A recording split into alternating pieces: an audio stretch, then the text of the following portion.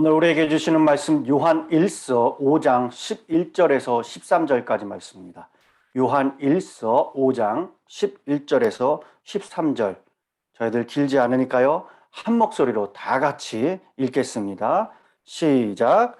또 증거는 이것이니 하나님이 우리에게 영생을 주신 것과 이 생명이 그의 아들 안에 있는 그것이니라. 아들이 있는 자에게는 생명이 있고 하나님의 아들이 없는 자에게는 생명이 없느니라. 내가 하나님의 아들의 이름을 믿는 너희에게 이것을 쓰는 것은 너희로 하여금 너희에게 영생이 있음을 알게 하려 함이라. 아멘. 오늘 우리에게 주시는 말씀입니다. 오늘부터 4번에 걸쳐서 신앙의 스텝이라는 주제로 말씀을 나누고, 오늘은 신앙의 스텝 첫 번째 시간 거듭남의 단계, 구원의 확신과 기쁨에 관한 내용입니다.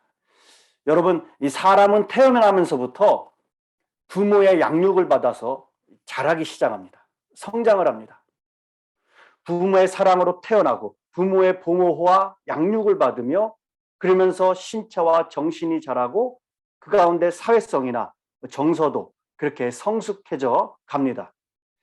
그리고 성년이 되면 부모에게 당연히 효도를 해야 하고 또 사회를 위해서 봉사도 하고, 그렇게 시간이 흘러 그 인격이 성숙하여지고 모든 사람들로부터 또한 존경을 받는 어르신이 되게 됩니다. 그렇게 불려지게 되죠.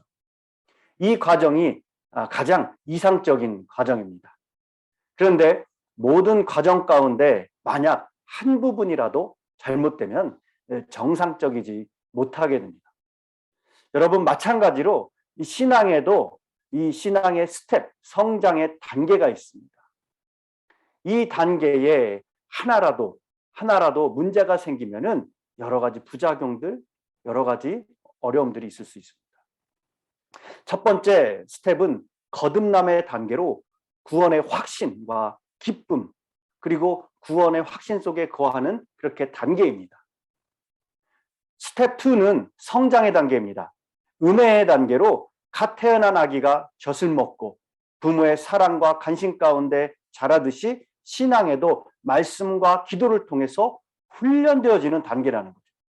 그래서 그 가운데 하나님의 능력을 경험하기도 하고 말씀을 통해서 말씀의 비밀을 깨달아가기도 하고 기도의 깊이를 경험을 하는 그러한 시기입니다.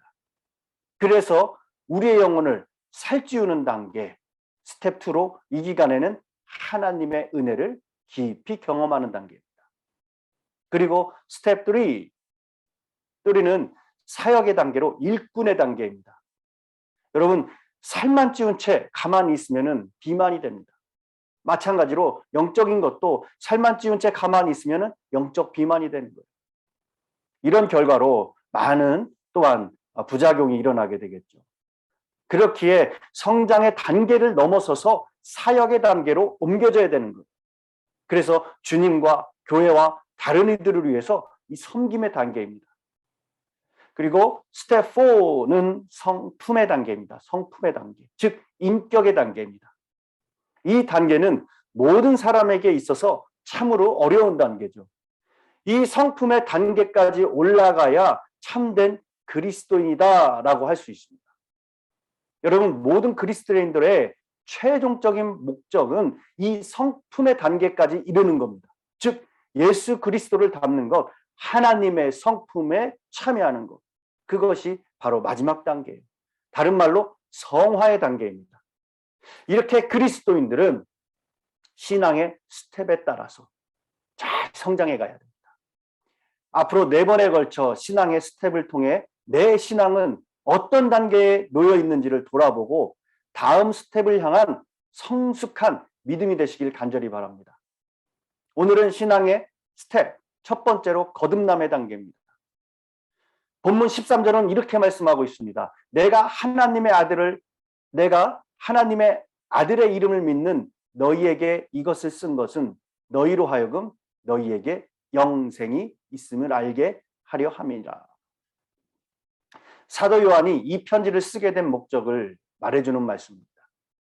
사도 요한은 에베소 교회를 비롯해서 소아시아 지역 교회들에게 편지를 보냈습니다. 당시 소아시아 지역 교회들은 신앙적인 혼란에 휩싸여 있었습니다. 헬라 철학의 영향을 받아서 소위 영지주의라는 잘못된 그 신앙의 그러한 주장에 기독교 기본 진리가 심각하게 왜곡되고 있었고, 믿음 가운데 굳건하게 서 있지 못한 성도들이 그렇기에 휘말리고 있었습니다.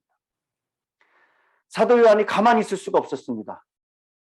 혼란에 휘말려 있는 이 성도들의 신앙을 올바르게 잡아주기 위해서 이 편지를 쓰게 된 거예요. 쉽고 간결하게 기독교 핵심 진리를 이 편지에 쓰게 된 것입니다. 오늘 본문에서 사도 요한은 당시 성도들이 저지른 결정적인 잘못 한 가지를 지적하고 있습니다. 바로 자기들에게 영생이 있다는 점을 잊고 있었다는 거예요. 하나님께서 예수를 믿는 성도들에게 영생을 주셨는데 정작 성도들이 이 사실을 모르거나 잊어버리고 있었다는 것입니다. 아니, 거부했을지도 몰라요. 오늘날 예수 믿는 우리도 신앙생활을 하면서 영생을 받았다는 사실을 잊어서는 안 됩니다. 그 영생이 얼마나 소중한가를 깊이 깨달아야 합니다. 그리고 영생을 받은 성도답게 살아야 합니다. 영생이란 글자 그대로 영원한 생명이라는 뜻이죠. 일반적으로 영생이라는 말은 죽음 이후에도 소멸되지 않는다라는 의미를 사용하고 있습니다. 주님께서는 비록 우리가 죽지만 이 죽음으로 우리의 생명이 끝나는 것이 아니다 가르쳐 주셨습니다. 주님이 재림하시는 날 우리가 주님처럼 부활할 것을 말씀하셨어요. 그리고 저 영원한 하나님 나라로 들어가서 영원토록 주님과 함께 거하게 될 것을 말씀하셨습니다. 그러나 성경은 영적의 또 다른 차원을 말씀합니다. 바로 영생의 현재적 차원이죠. 요한복음 5장 24절을 보면 이렇게 말씀하고 있어요. 내 말을 듣고 또 나를 보내신 이를 믿는 자는 영생을 얻었고, 그리고 요한복음 6장 47절을 보면은 이렇게 말했습니다. 진실로 진실로 너희에게 이르노니 믿는 자는 영생을 가졌다라고 말씀합니다. 이 말씀의 공통된 가르침은 우리가 믿는 순간 영생을 이미 얻었고 지금 믿는 자들은 이 영생을 누리고 있다는 거예요. 조금 더 자세히 설명해 보면 이렇습니다. 태어날 때 받은 생명으로 살아있는 동안 예수를 믿게 되면은 또 다른 생명인 영생을 더 받게 된다는 거죠. 그래서 예수를 믿는 사람에게는 두 가지 생명이 있다는 거예요. 태어날 때 사람이라면은 누구나 받아 누리는 생명이 있고, 예수 믿는 사람들만 받아 누리는 아주 특별한 또 다른 생명이 있다는 것이죠. 우리가 두 가지 생명을 받아 누리다 살다가 이 세상 떠나게 되면은 태어날 때 받은 그 생명은 죽음과 더불어 소멸하게 됩니다. 그리고 이미 받아 누리고 있던 또 다른 생명인 영생이 본격적으로 저 천국에서의 이 삶을 누리게 되는 거죠.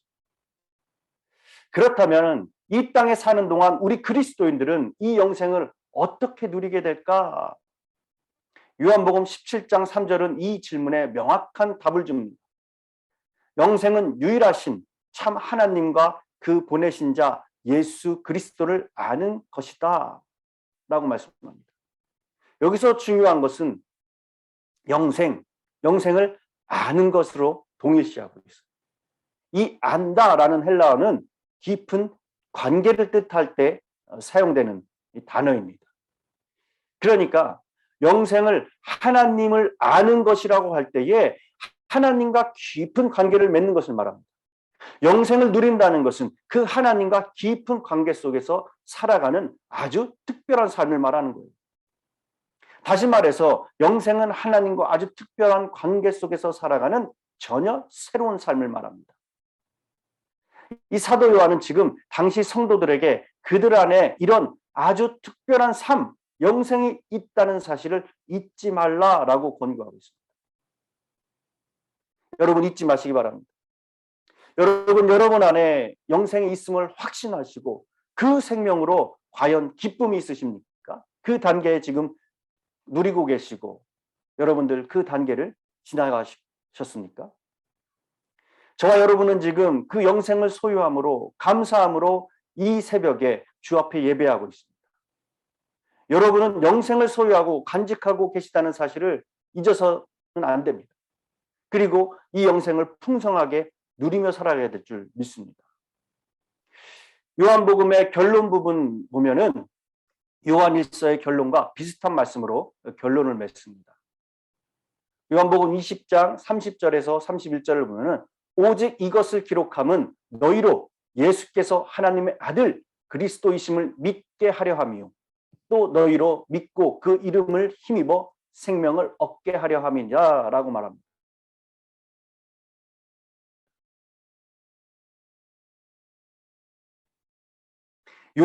요한복음을 기록한 것은 예수님이 하나님의 하십니다.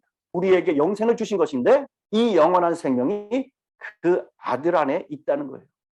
그래서 오늘 본문에서 아들이 있는 자는 무엇이 있다고 합니까? 생명이 있고 아들이 없는 자는 생명이 없다라고 말씀하고 있는 것입니다. 오직 하나님의 아들 예수에게만 생명이 있고 그 하나님의 아들 예수만이 이 땅에서 생명을 주시는 분이십니다. 여러분 신앙의 성장에서 단계가 있어요.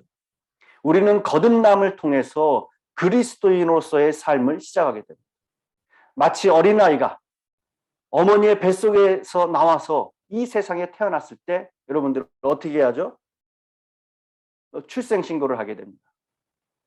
그러면은 그 이름이 호적에 올려지고 또 주민번호가 나오는 것처럼 우리 그리스도인들도 예수 그리스도를 구주와 주님으로 영접하여서 구원받았을 때 비로소 하나님의 자녀로 다시 태어나는 거예요. 다시 말해서 거듭남의 경험, 체험이 있어야 됩니다.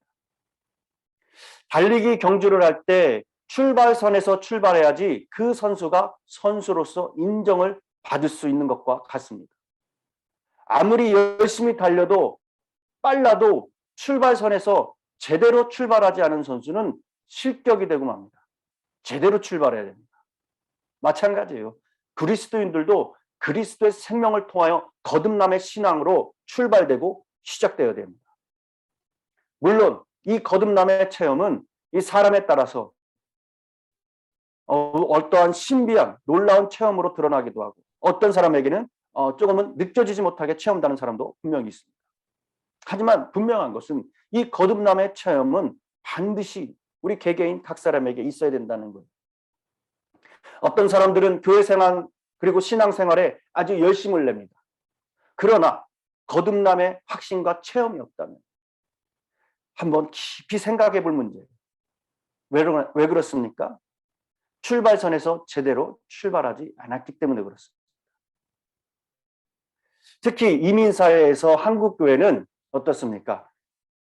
어느 정도 교회 나오면 세례를 주게 되고 받게 되고 직분을 받게 되고 그렇게 직분은 있는데 거듭남의 경험이 없는 이 신앙생활을 하시는 분들이 굉장히 많습니다. 다른 곳에서 사역할 때 그런 말씀들을 직접적으로 많이 해주시고 저에게 들었습니다. 목사님, 저는 권사인데요. 저는 장로인데요. 수십 년을 신앙생활했는데 구원에 확신이 없습니다. 그런 분들이 너무나도 많았습니다. 심지어 임종을 앞두신 권사님께서도 제게 그런 말씀을 했습니다. 구원에 확신이 없습니다. 무섭다고. 그렇게 하신 분도 계셨어요. 여러분, 우리가 구원받은 자인가를 진지하게 점검해 봐야 됩니다. 확신이 있는가? 여러분, 출발을 잘해야 됩니다. 그리고 구원의 확신과 영생의 확신이 있으시다면 기쁨의 결과가 우리에게 반드시 있어야 됩니다. 또 그 기쁨을 통해서 신앙의 스텝이 점점 올라가고 성장해야 된다는 거예요. 우리는 거듭남을 통해서 그리스도인으로서의 삶을 시작합니다. 구원의 확신이 있어야 됩니다. 요한 사도는 13절에 너희에게 영생이 있음을 알게 하기 위해 이 편지를 썼다고 말하고 있습니다. 어떤 사람들은 구원을 받았음에도 불구하고 자신이 구원받은 것을 끊임없이 또한 의심하는 사람들이 있어요. 확신을 가지고 사는 것은 매우 중요합니다. 이 신앙의 첫 스텝, 나는 구원받은 자인가? 이것에 대한 확신이 있는가? 구원의 기쁨이 있는가? 나에게 예수 그리스도가 과연 어떠한 존재인가? 나는 무엇 때문에 신앙생활을 하고 있는가? 여러분 꼭 질문해 보시기 바랍니다. 예수님 없는 삶은 영생이 없는 삶이다 라고 오늘 분명히 말씀하고 있어요. 하지만 저와 여러분 십자가 복음이 믿어지고 그 능력을 알기에 예수 그리스도를 나의 주님으로 믿기에 영생을 소유하고 구원의 확신과 기쁨이 충만한 자들인 줄 믿습니다. 그리고 끝까지 이 믿음을 지키기 위해서 요한은 마지막 말씀에서 너희 자신을 지켜 우상에게 멀리하라 라고 경고하고 있습니다. 여러분 세상을 사랑하는 자는 생명이 있을 수 없습니다. 하나님과 그의 아들 예수 그리스도를 사랑하시고 참된 사귐을 이루어 가시고 날마다 영생의 풍성함을 더욱 맛보며 내 영혼이 잘된과 같이 범사가 잘되며 구원의 감격과 기쁨을 누리시는 저와 여러분이 되시기를 간절히 축원합니다. 기도하겠습니다. 하나님 아버지 감사합니다. 우리에게 아들 예수 그리스도를 허락하여 주시고 하나님 앞에 나가게 하시고 그리고 구원의 길을 허락하여 주셔서 새 생명의 영생을 허락하여 주신 그 은혜에 감사드립니다. 우리 안에 예수의 생명이 끊이지 않도록 거룩하고 맑고 깨끗한 정결한 영으로 날마다 숨쉬게 하시고 살아내게 하여 주시옵소서. 그 생명으로 우리의 영혼이 날마다 솟게 되며 또한 예수 그리스도가 드러나는 우리의 믿음의 발걸음, 우리의 스텝이 될 수 있도록 주님 축복하여 주시옵소서. 신앙의 자리에서 구원의 확신과 기쁨으로 우리 안에 늘 예수님을 모시고 예수의 생명으로 또 다른 사랑의 생명을 낳으며 열매들이 수확되어지고 주님이 주시는 참된 하늘의 기쁨과 안식과 평안을 누리게 하여 주시옵소서. 우리에게 신앙의 성장이 있기를 원합니다. 안심함과 안주하는 신앙에서 벗어나게 하시고 날마다 말씀으로 도전받으며 그 가운데 거듭남의 뿌리가 강건케 되어서 열정적으로 더욱더 열심으로 최선을 다해 믿음 생활하여 그 가운데 우리의 신앙의 성장이 또한 있게 하시고 더욱더 강건하여 흔들리지 않는 우리의 생명의 신앙이 되게 하여 주시옵소서.